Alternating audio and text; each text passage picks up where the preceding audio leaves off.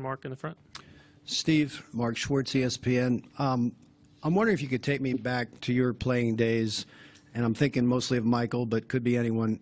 How did a player like Michael sort of lift a team when things were seemingly at their worst, after a loss like the one that Cleveland had in Game 1, everything going wrong at the worst time? How does a superstar player able to lift someone lift teammates in the face of great adversity? Well, there's just so much confidence in that player amongst the group. So that's how it was with Michael. You know, if we lost a game, you know, you go back to the hotel, you're upset, and then you go, oh yeah, we got Michael. We're going to win Game 2. And that's the kind of confidence he inspired in the group. And then, you know, the way he carried himself, it was same way, like, we got this, you know. And it's a huge asset to have guys with that kind of confidence. We've got that on our team. I know they've got it with LeBron, and that's why we're both in the finals. Michael on the right. Steve, Michael Lee, Yahoo Sports. What have you noticed with Kevin Durant during this postseason run compared to last year? It seemed like last year was a much easier ride, but it seems more challenging. What are you seeing about what he's shown you? Or? I think just same thing that our team has shown. You know, last year was a pretty smooth ride, and we were clicking. You know, we didn't have injuries. We had a pretty healthy run. I think this year it's just been harder, I think, overall, just because of the cumulative wear and tear of the journey. And so Kevin's been, he's still been great. He hasn't probably been as consistent as he was last year, but neither have we. You know, I would say that about every one of our guys. So it's been a little different vibe. But that's okay. You know, every trip's a little different, and we're right where we want to be, and we're all very confident that we're going to get better from here. In the center. Coach Logan Murdoch, Bay Area News Group. In the conference call, you said that Andre was doubtful, and he wasn't on the court today. At least we didn't see him. And is there a fear that, you know, he might not make it to this series? Is there any fear of that for you? It's just day to day. We don't think about, you know, what's going to happen later on. It's just each day he's getting a little better, and he's still doubtful for tomorrow, but making some strides. Right side, fourth row. Tom Haberstroh, Bleacher Report. A couple coaches this year had to take a leave of absence with health issues relating to sleep as part of it. You've always been big on work-life balance, and I'm wondering where you got that, who influenced you on that front, and secondly, I was just curious, when do you think you got your best sleep in your career as a player, coach, executive, and broadcaster? I'll answer the second one first. Player, definitely. Like the game day nap, you know.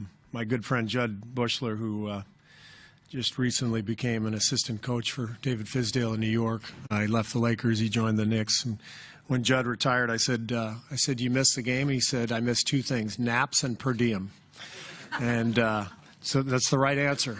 But naps are like a ritual for players, and it's different as a coach. I think as a player, you sort of earn it with the physical energy that you expend, and then it just feels normal and feels natural. And but that's a game day routine for every player. Well, Marv definitely put me to sleep at times.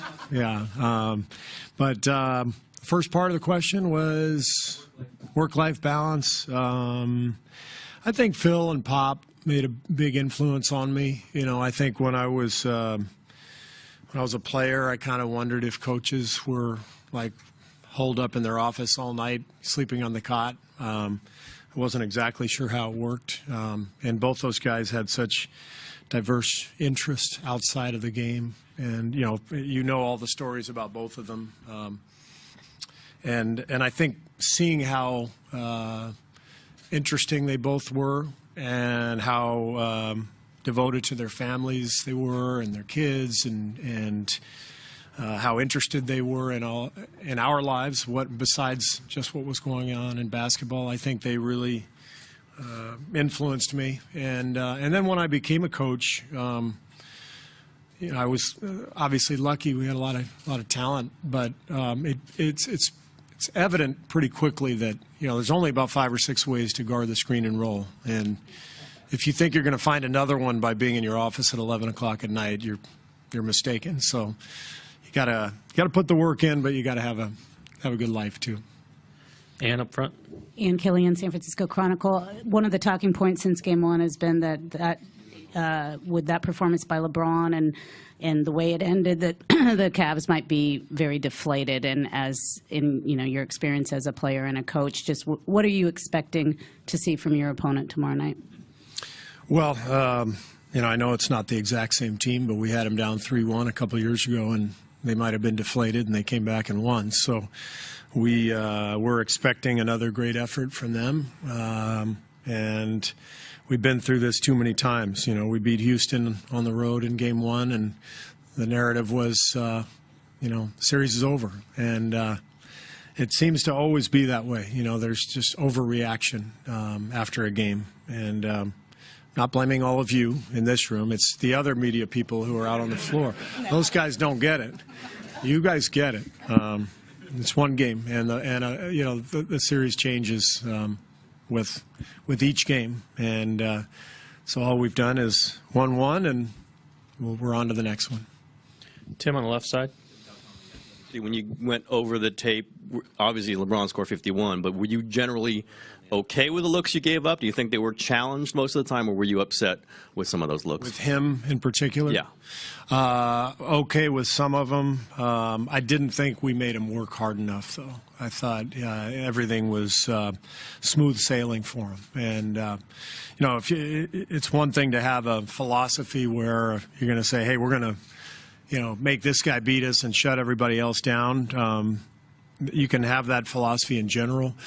A lot of teams have done it, with superstars in the past, whether you're talking about Kobe or Michael or LeBron or whoever. But it only works if you actually make the guy have to really use a lot of energy, and so that's not necessarily our strategy. Of course, we're trying to keep other guys down.